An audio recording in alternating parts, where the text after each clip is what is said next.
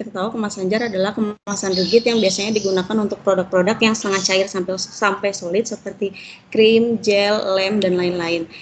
Jar ini yang sering kita lihat itu terbuat dari macam-macam, ada yang dari aluminium, ada yang dari gelas atau kaca, ada yang dari plastik. Plastik sendiri itu juga bermacam-macam, ada yang dari PET, PP, HDPE, PVC, PS, dan lain-lain. Proses pembuatan jar, maaf ini typo, proses pembuatan jar itu ada 3. Yang pertama injection molding, terus yang kedua injection stretch blow molding. Injection stretch blow molding ini biasanya untuk produksi jar dengan bahan plastik dan gelas botol juga menggunakan blow proses. Terus yang ketiga ini untuk proses pembuatan pada aluminium jar. Yang pertama kita masuk ke injection molding process. Injection molding proses adalah proses pembentukan suatu benda atau produk melalui proses pemanasan raw material yang kemudian diberikan tekanan dengan menggunakan alat bantu berupa cetakan atau mold. Dari gambar ini jadi raw material atau bahannya masuk dari hopper lalu dipanaskan kemudian ditekan atau diinjeksi ke cetakan, lalu setelah berbentuk produk yang diinginkan lalu diejek.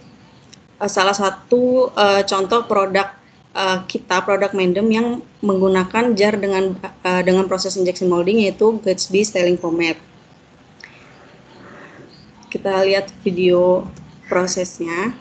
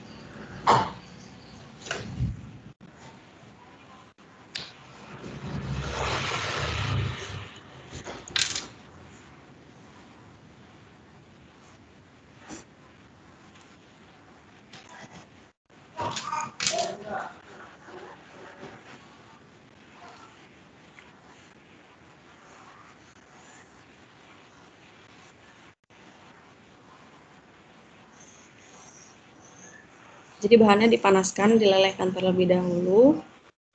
Setelah itu diinjeksi ke moldingnya.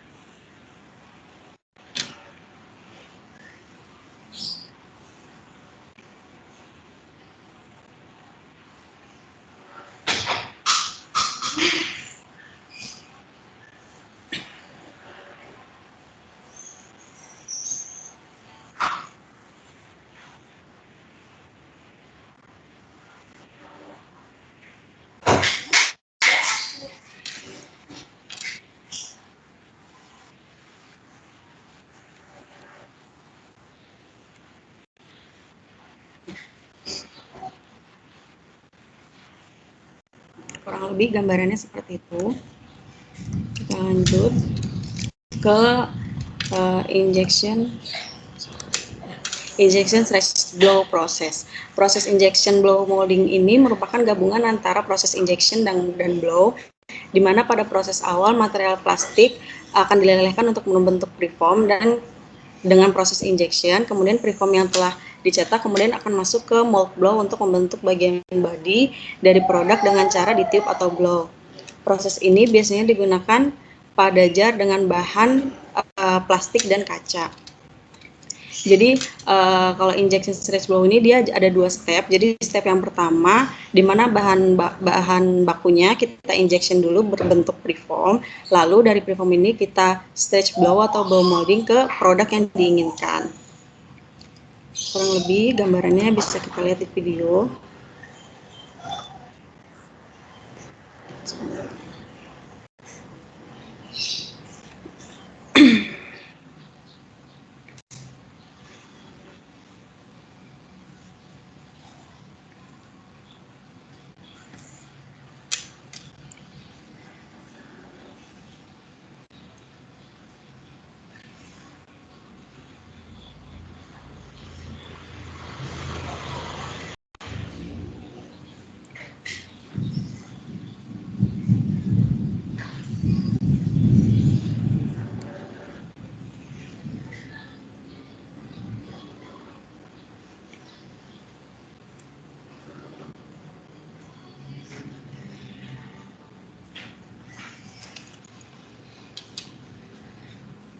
Ini seperti itu kurang lebih.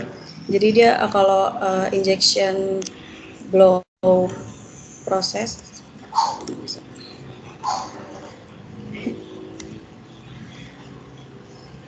kalau injection stretch blow proses itu ada 2 step. Pertama di injection untuk bentuk preform, lalu di blow membentuk produk yang diinginkan. Lalu kita masuk ke proses pembuatan aluminium jar. Untuk jar aluminium ini dibuat dari material aluminium, di mana awalnya itu membentuk sheet atau lembaran. Jadi prosesnya ini sheet aluminium, jadi sebelum dicetak dia di printing terlebih dahulu, lalu di cut langsung aja.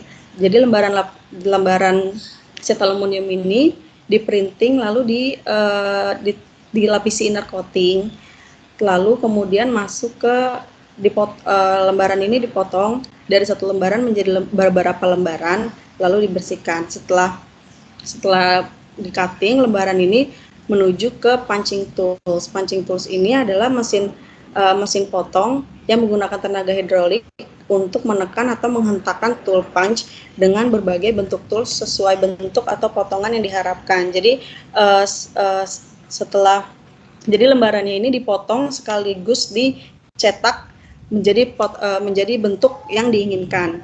Jadi dia sekalian gitu di cutting, sekalian dihentakkan gitu, dibentuk jadi produk yang diinginkan. Lalu setelah berbentuk produk yang diinginkan, lalu produk tersebut diberi drat atau ulir, lalu dibentuk inner curling atau yang di mulut jar ini itu inner curling, lalu dibentuk inner curling. Bisa kita lihat videonya.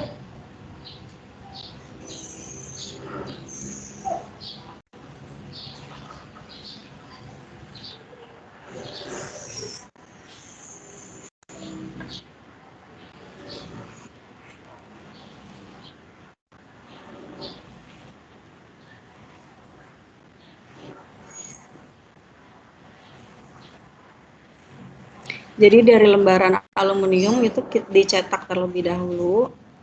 Ini cetaknya.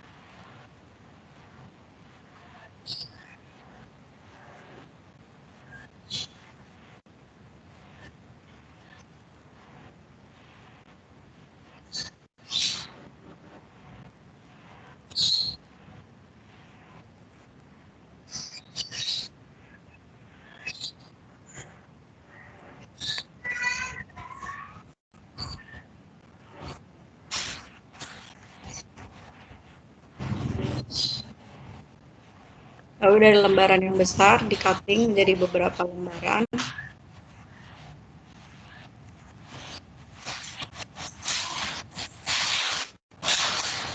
Nah ini dia di cut sekaligus dibentuk.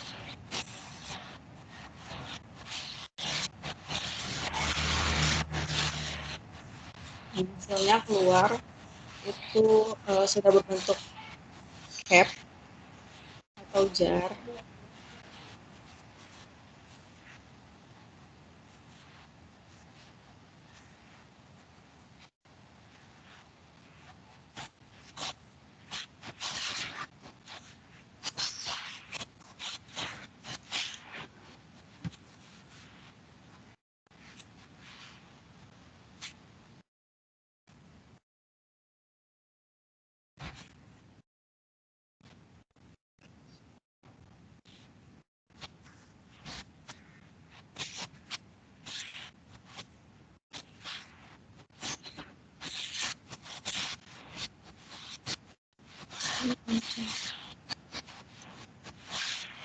Teh, teh, teh, tolong tutupin pintu teh, tutupin pintu tuh.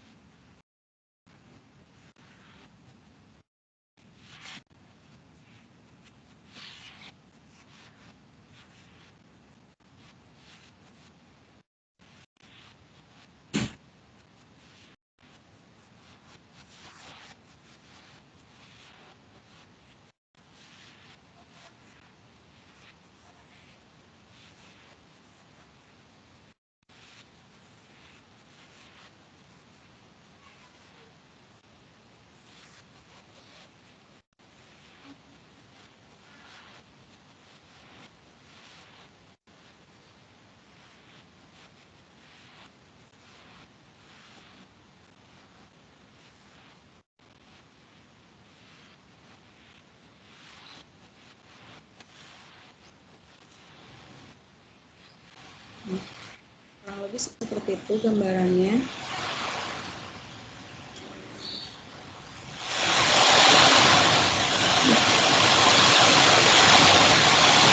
Maaf kalau berisik hujan di sini. Lanjut, kita ke part of jar.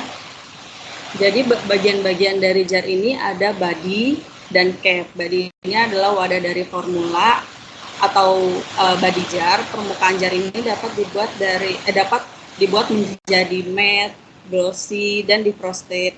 Body jar ini bisa terdiri satu atau dua part. Jadi kalau produk kita itu ada pomade yang old, itu dia menggunakan jar yang dua part seperti ini. Itu fungsinya untuk apa? Biasanya fungsinya itu untuk kebutuhan marketing. Misalnya kalau misalnya kita mau buat jar terlihat besar tapi netonya kecil, jadi kita bisa mengakalinya dengan menggunakan di dalam ini ada jar lagi, atau bisa kita lihat di produk krim dokter kecantikan itu biasanya kalau dilihat jarnya bentuknya besar, tapi ternyata netonya kecil atau isinya hanya sedikit. Lalu yang kedua itu ada cap. Cap ini ada dua bahan yang biasa kita temui, yaitu plastik dan aluminium. Jenis cap ini ada dua, bulir cap ini ada dua. Yang pertama cap screw type, seperti yang umum biasa kita gunakan. Terus yang kedua ini ada cap slip lid type, atau yang biasa kita temukan di aluminium. Lalu hal-hal yang dapat menanggulangi kebocoran yaitu ada seal, lip ring, dan inner cap. Seal ini ada macam-macam, itu ada high sheet dari bahan PP, ada dari bahan LDPE, ada dari aluminium foil. Yang pertama itu ada high sheet dari PP, ini lebih tahan terhadap kebocoran. Terus dari sisi konsumen juga lebih praktis karena dia hanya cukup membuka cap saja. Tetapi si high sheet PP ini harganya mahal. Terus kalau yang bahan LDPE ini dari sisi konsumen lebih praktis karena hanya membuka capnya saja, namun si bahan LDPE ini dibanding dengan high sheet PP dia lebih kurang tahan terhadap kebocoran. Terus yang ketiga ada aluminium, dia tahan bocor, atau si aluminium ini bisa digunakan untuk formula yang formulanya itu terlalu liquid atau krim, jadi kita bisa pakai ini. Tapi si aluminium ini proses pemasangannya harus menggunakan mesin. Jadi sedangkan tidak semua pabrik itu punya mesin yang buat pemasangan aluminium. Dan si aluminium ini harganya mahal. Terus yang kedua ini ada lip ring. Lip ring itu yang ini, yang menonjol di sini. Itu kelebihan dari lip ring ini karena jalannya satu proses dengan capnya, terus tidak ada proses assembling juga, jadi biaya operasionalnya jelas lebih murah. Lalu tapi si lip ring ini dia kurang tahan terhadap kebocoran. Lalu ada inner cap yaitu dari bahan LDPE. Jika dibandingkan dengan lip cream, si inner cap ini lebih tahan terhadap bocor. Namun si lip ring tersebut proses pengerjaannya 2 kali sehingga harga lebih mahal. Jadi kan dia harus proses in capnya juga, proses capnya juga, dibanding lip ring. Lip ring kan hanya proses capnya saja. Terus konsumen juga harus membuka cap dan inner cap. Jadi kalau misalnya dari sisi konsumen itu agak ribet karena setelah membuka cap kita juga harus membuka inner capnya, baru kita bisa dapat formulanya. Nah, untuk jar aluminium itu kita menggunakan coating atau inner coating, yaitu penambahan coating atau lapisan pada bagian dalam kaleng untuk mencegah transfer atau reaksi antara formula dengan material kaleng. Jenis-jenis inner coating itu yang biasanya kita gunakan ada dua. Ada yang pertama epoxy, itu paling umum digunakan, ketahanan terhadap alkohol. Tapi ketahanan terhadap alkohol kurang baik, mudah menyebabkan korosi, tidak cocok untuk kaleng atau kontainer berukuran besar. Yang kedua itu ada Micropack, dapat diaplikasikan untuk kaleng atau kontainer berukuran besar. Stabilitas dan coverage cukup baik, ketahanan terhadap alkohol sangat baik. Lalu kita masuk proses printing pada jar. Proses printing pada jar itu menggunakan screen printing. Screen printing adalah jenis cetakan yang menggunakan metode cetak saring. Oleh karena itu dalam prosesnya cetak saring memerlukan sebuah media penyaring tinta yang dinamakan kain saring atau screen. Screen adalah sebuah media penyaring tinta ke atas bahan cetak sekaligus tempat meletakkan tinta selama proses pembuangan. Proses screen printing ini ada dua. Yang pertama silk printing, proses mencetak menggunakan tinta solvent dan pengering dengan pemana dan pengeringannya dengan pemanas. Yang kedua ada UV printing, adalah proses cetak menggunakan tinta UV dan pengeringan dengan sinar UV. Kalau di Factory 2 itu UV printing ini menggunakan mesin UV common dan mesin UV tanpa besi. Ini perbedaan antara silk dan UV printing. Silk printing ini pengeringannya menggunakan heater, proses pengeringan membutuhkan waktu lebih lama. Sedangkan UV printing pengeringan menggunakan sinar UV, jadi proses pengeringannya lebih cepat. Karena proses silk printing, karena proses pengeringannya menggunakan heater dan waktunya lebih lama, jadi outputnya pun lebih sedikit dibandingkan UV printing. Karena pengeringannya menggunakan UV, jadi proses pengeringannya lebih cepat dan outputnya juga lebih banyak. Silk printing ini menggunakan tinta solvent. Tinta solvent ini menghasilkan residu kimia di udara, jadi bisa berbahaya bagi kesehatan. Sedangkan tinta UV tidak menghasilkan residu, ia dianggap lebih sehat dan ramah lingkungan. Kita lihat sedikit videonya. Ini saya dapat dari Pak Dadan, Factory 2. Ini contoh silk printing.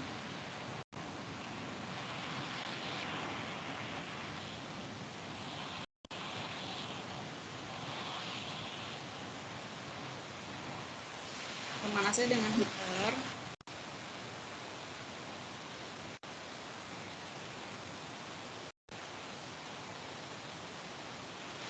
Kurang lebih seperti itu. Lalu yang UV printing.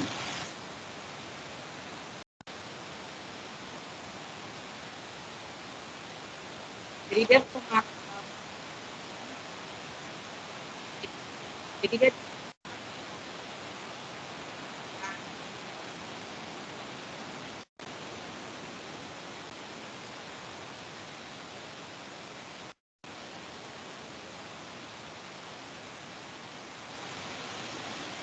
lalu ada decoration proses. Ada yang pertama foil stamping. Stamping foil merupakan produk berbahan baku plastik polyester yang dilapisi resin khusus. Stamp foil biasa digunakan sebagai pelapis atau dekorasi produk berbahan kertas, plastik, kain, atau kayu bahan kulit. Umumnya stamping foil digunakan pada industri percetakan, alat tulis, kerajinan, furniture, atau tekstil. Lalu ada transfer film stamping. Transfer film merupakan diversifikasi dari pengembangan produk stamping foil dengan penambahan desain cetak dekoratif digunakan sebagai pelapis atau dekorasi kontainer berbahan plastik seperti kotak makanan, botol minuman, wadah kosmetik, kaleng cat, dan lain-lain. Lalu ada juga label. Label adalah selembar kertas film plastik, kain, logam, atau bahan lain yang ditempelkan pada wadah atau produk. Yang di atasnya tertulis informasi atau simbol tentang produk dan dari barang. Kita lihat sedikit proses foil stamping.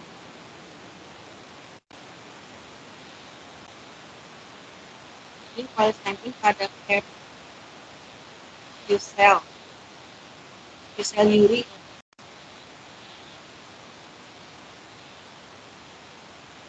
Ini stamping.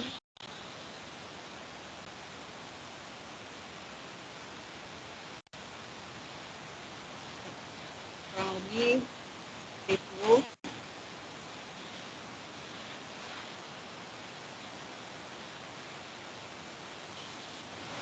Lalu kita lihat proses transfer film stamping. Ini di PSTD.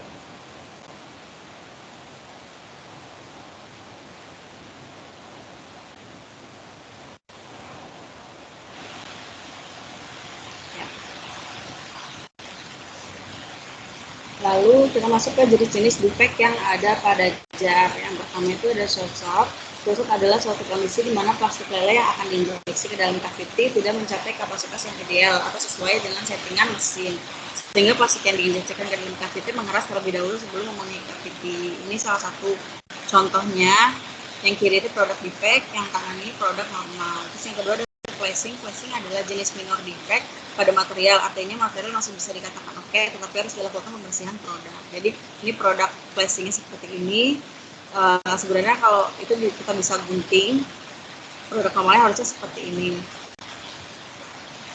Lalu ada sing mark. Sing mark merupakan cekungan atau lengkungan yang terjadi pada permukaan luar atau komponen yang dibentuk. Terjadinya perbedaan ketebalan pada permukaan benda juga dapat disebut sebagai sigma. Sigma bisa juga bukan termasuk defek, tetapi lain lagi bila pengaruh pada penampilan. Sigma dapat diberlakukan pada produk yang memperhatikan kualitas penampilan. Lalu ada flow mark. Flow mark ini kita sering lihat flow mark ini digunakan untuk menggambarkan fenomena di mana terdapat pola garis terbentuk di sekitar gate pada saat material mengalir memasuki cavity.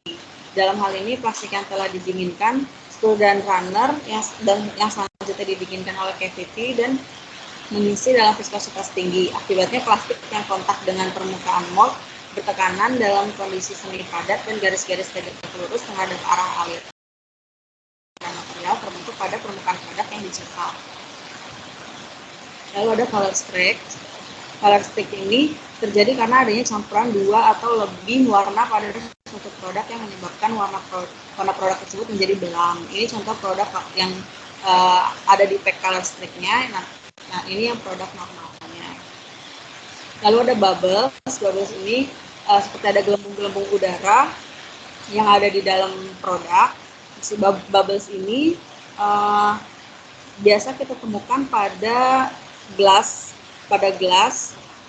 Itu sering terjadi pada gelas. Terus yang ketujuh ada jetting. Jetting ini garis semburan di permukaan produk dimulai dari sisi gate point dikarenakan aliran turbulen material. Plastik yang dengan suhu yang relatif rendah diinjeksikan ke dalam nozzle selama tahap awal molding. Setelah bersentuhan dengan cetakan material, ini menjadi sangat kental. Kemudian plastik panas terus diinjeksikan ke dalam cetakan material dengan suhu yang lebih rendah terdorong terus ke dalam dan menghasilkan bekas aliran. Terus yang ke-8 ada wet line.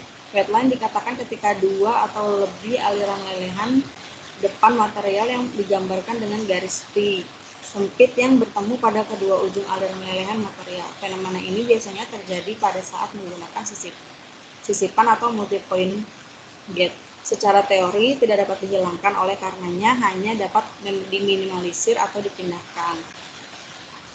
Lalu yang ke-9 ada black spot. Black spot ini bintik hitam atau goresan pada permukaan produk biasanya disebabkan oleh kerusakan thermal. Terus yang ke-10 ini ada stringing. Itu istilah stringing digunakan untuk menjelaskan fenomena di mana bagian string line pada plastik yang terbentuk pada saat mold opening, sisa material tertarik tersebut terjebak di dalam mold dan pada saat sort selanjutnya menyebabkan ketidakpataan hasil produk tersebut. Jadi ini produk yang produk normal, ini yang ada defect stringingnya.